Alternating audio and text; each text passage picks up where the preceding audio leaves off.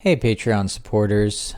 So here's a little private update on something I'm working on for the Ray Bradbury Live Forever, Live Forever behind the scenes that I'm doing. Bill just finished up a 3-night run in Indianapolis, and it was a huge success. We're very excited. We're going to start booking more theaters soon. But I am actually putting together a BTS video featuring, it's kind of like I don't know, how long is this bit of music here? This is like this was, say, a 2-minute 45-second behind the scenes, all about who I am and how I created the effects for this. But I kind of wanted to take you through some of this. This timeline here is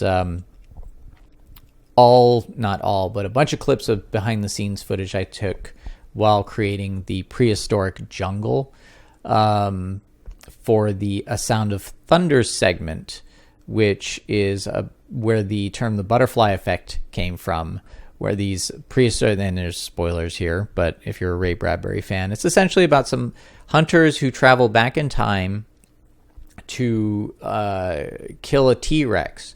But the T-Rex has already been spotted as a creature that is going to die already, like a tree I think falls on it. So they mark this T-Rex that's about to die, and the idea is that they're going to shoot it, take photos with it, and then head back. It's a safari.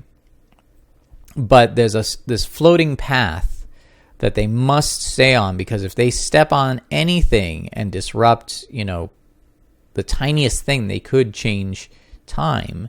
But this hunter freaks out and he steps off the path and he crushes a butterfly, and that butterfly ends up changing the future. So when they head back, things are different and not for the better, which is where the term the butterfly effect comes from.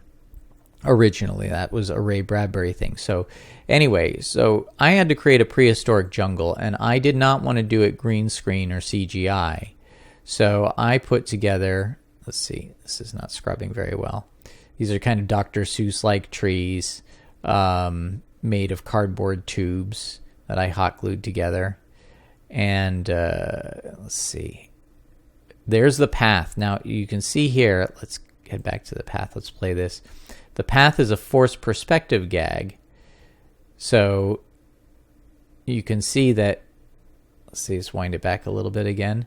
You can see that I cut this so it tapers off into a point.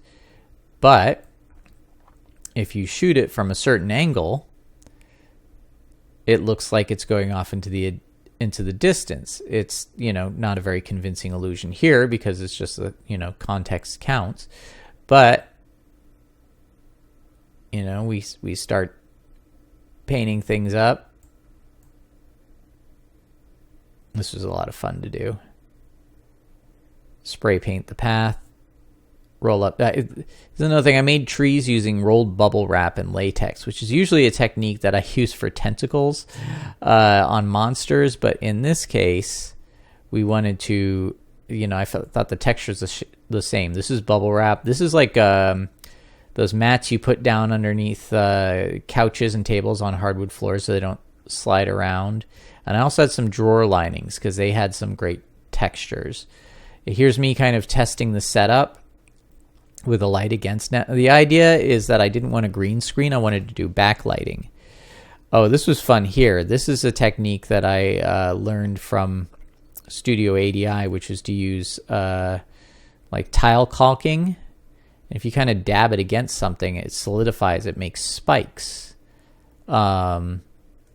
A little practical effects trick. This is something that got used to make teeth on a miniature creature in Harbinger Down. And I did this a little bit for a creature in the Quantum Terror as well, but you really don't see it. Anyway, I thought, a spiny tree, you get a dowel and put some spines on it. So here's kind of a work in progress shot of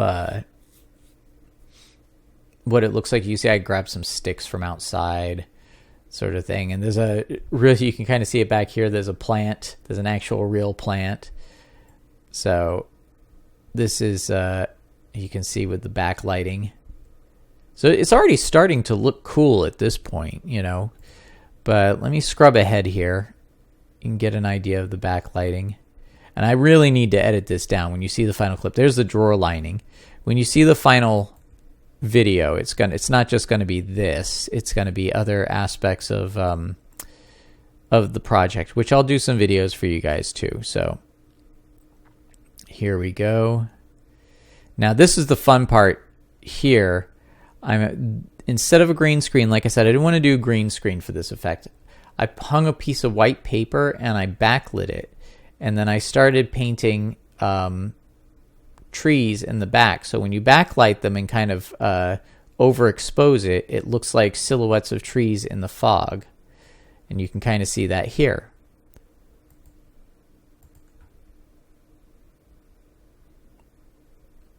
Is that playing? It is. It's just me kind of in the background. But you can see this looks like silhouettes. There's the tile caulking branch and drawer linings, all these different textures. So anyway, and here we go. This is the butterfly. Now the butterfly, I didn't really have any way to do practically, but this is actually, it's not a 3D object. They're still flat objects. These are just flat images of a butterfly that I made in Photoshop and put together. And then from there, we can add that in After Effects. Well, it is in After Effects already. But you see I can adjust it. And I have these light rays coming through. Let me see if I can make that bigger. These light rays coming through are kind of an After Effects thing. But I can keyframe where the butterfly goes. That's going to be in there as well. And then here is a test. Ooh, let's go in here. Here's a test, which actually I think looks really great actually for a test. I didn't do much different. You can still kind of tell that's paper there. So I had, you know, and everything's a bit too dark. I really wanted to lighten it up. So here's the finished effect, which you can see on my show reel. But there you go. And so this is kind of the time traveling ship landing, and there's the path and the butterflies going by. And then Bill, you can see there's about 8 minutes of this. It's not 100% static. There are little things moving here and there, but the idea is that Bill is telling the story and this is a background. It's not a movie. But every once in a while a butterfly will fly by as he's talking.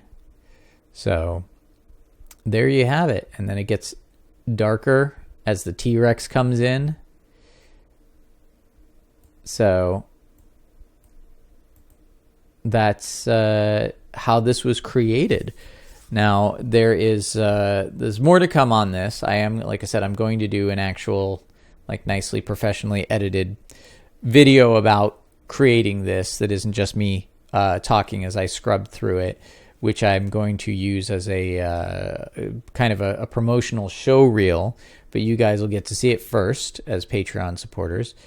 So I want to say thank you so much again for being a supporter, and I hope you enjoyed this. I will be back with more, because this isn't the only thing that we did here. We've got the Mirror Maze, the Million Year Picnic, cave paintings. Let's see. Do we have video of the cave paintings? We do somewhere. Carnival miniatures, that sort of thing. So, yeah. I've got a lot more coming up for you guys behind the scenes on this. So, again, thank you so much. And be sure to follow me on all my social media. I'll leave links in the description. And we will be back with more soon. Have a great day.